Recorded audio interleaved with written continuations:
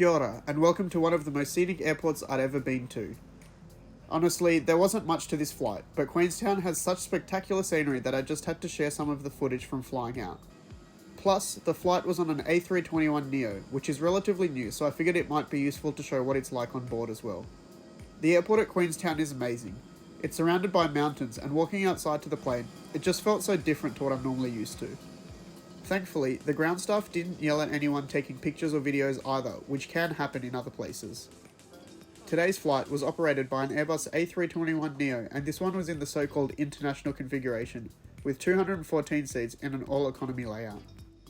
Obviously, the exit row seats have more legroom, but in this configuration, a number of the front rows are sold as Space Plus seats, with slightly more legroom compared to the regular seats. The Air New Zealand seat map is a fantastic tool and makes it very clear which seat has what features, so you know what to expect when booking or choosing your seat.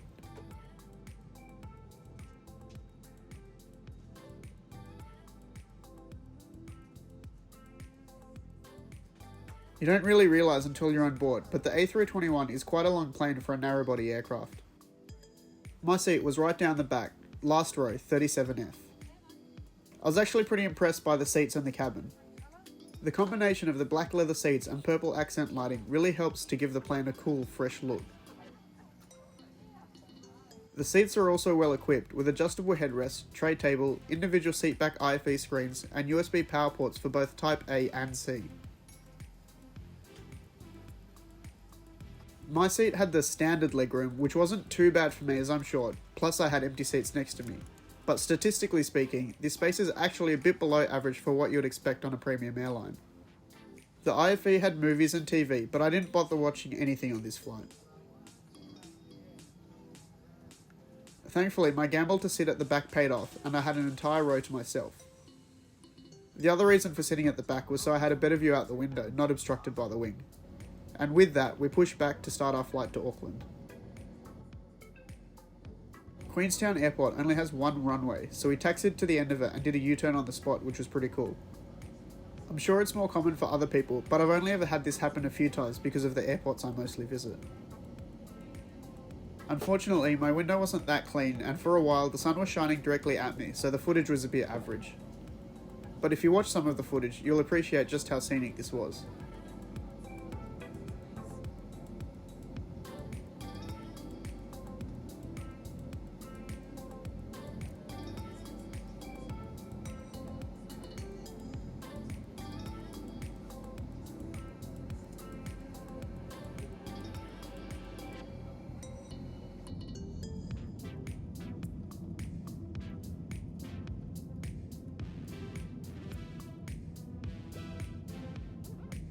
These mountains can actually get a lot snowier, so what I saw on this flight was only a little teaser.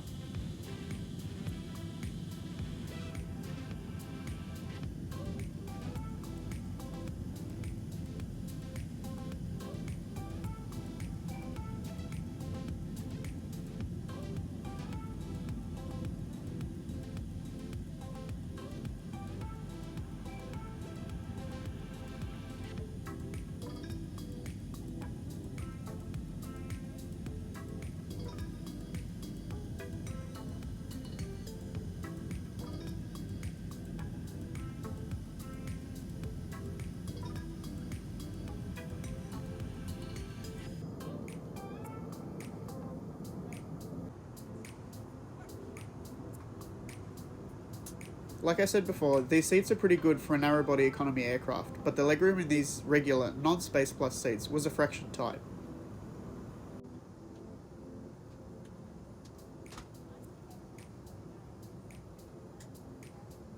I wasn't sure what to expect as a meal service, but I got a free packet of chips and a cup of water.